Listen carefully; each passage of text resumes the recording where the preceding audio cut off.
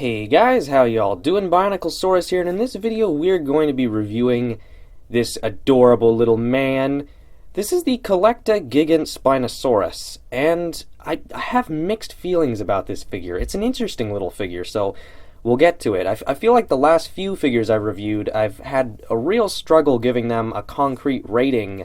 The Mapusaurus, I like it, but objectively it's so lackluster, and then the Temnodontosaurus, such a simple figure, and yet it kind of doesn't need to be anything more. This one it conflicts me in even more ways. So let's start out with the good, because there is a lot of good about this figure. First of all, the overall pose and silhouette is just wonderful, yummy, beautiful. I absolutely love the pose on this thing. It's so naturalistic, so dynamic, and it's just a pretty looking figure. Another thing I love is the coloration. Very Holstein cow-esque. I can see how it could be divisive among collectors, I do. It's very simplistic, and these huge blotches are, I suppose, a little questionable as an artistic choice, but I personally love it. I also think the contrast between the warmer colors of the body and the cooler gray on the spikes and plates is awesome. I just wish the Thagomizer had gray spikes instead of brown spikes. It's a little weird. We have these osteoderms running down the side. I'm not sure if those are evidenced directly or if that's artistic license. Seems perfectly plausible regardless. And they have a little issue with paint. You can see that the ones on the tan parts of the body have gray paint on them, but the ones on the brown splotches have just been painted over. And there's like one down here that's just tan. Like, it's really, it's just kind of odd lack of quality control for CollectA, honestly. In terms of sculpted detail, that is another shortcoming of this figure. It's kind of there. There's some texturing. Not really scalation, more just sort of lines and grooves and wrinkles. Some of the larger details, like the larger pieces of folding skin, are really well done. But as far as the overall, attempted scalation, attempted skin texture, it's really barely there. And granted, this figure is really, really small.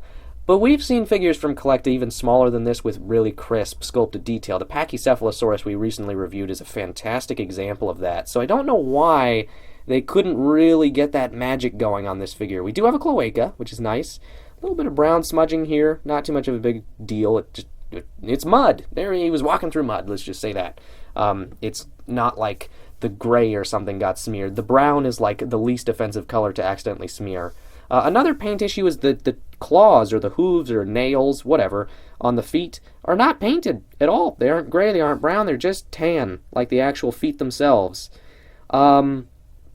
Accuracy-wise, this figure is basically perfect. It's a really accurate, really anatomically wonderful restoration of the genus of Gigantspinosaurus. As far as all the armament and everything goes, again, very, very accurate, very wonderfully sculpted.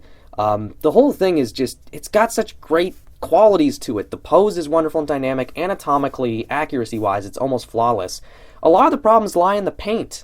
I like the base coloration, but the actual quality control of the paint application is pretty weak. And again, in terms of sculpted detail, look how simple the head is. There's basically no texture. The nostrils are barely visible. The beak isn't even painted a different color. That's a bit odd.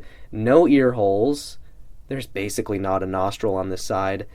Any other company, I wouldn't question it so much, but CollectA has done amazing work with small figures and detail in the past, so again, I just don't understand why this one is an exception to what we've seen before. Quickly, I'll bring in some size comparisons before we get to our rating today. As usual, we have the Papo-Allosaurus. Look how small this thing is. What have I been saying? Goodness gracious me. And then I also thought I'd bring in the Carnegie Miragaia, because that seems to be a pretty relevant figure. Again, this is a figure with pretty subtle texturing, but it's still there. It just adds a little bit more depth, a little bit more realism. This one just feels so smooth, and looks smooth. It looks so basic. It looks like bad CGI, with completely improper, lazy texturing. It's just so... It feels like it was kind of, I don't know, it's weird. It's like all the effort went into the anatomy and getting the pose and the shapes just right, and then when it came to detailing, they just kind of, and even painting it, everything got kind of like, forgotten, and it's a shame because I really like it. My overall rating for this figure is going to be an 8.5 out of 10. I feel pretty confident about this one. I almost want to give it a 9. I thought it'd be a 9 from the pictures, but the more I examine it in person, the more there's just too many flaws to bring it up that high. I still really like it. I still think it's a great little Stegosaur figure. It's beautiful to look at. But yeah, it's got some quality issues, or at least some questionable things with quality. So 8.5 seems good for now, might change in the future, but I still definitely recommend it. It's an obscure genus, it's a beautiful looking little Stegosaurid, but it has its problems. So thank you very much for watching, and Bioniclesaurus signing out.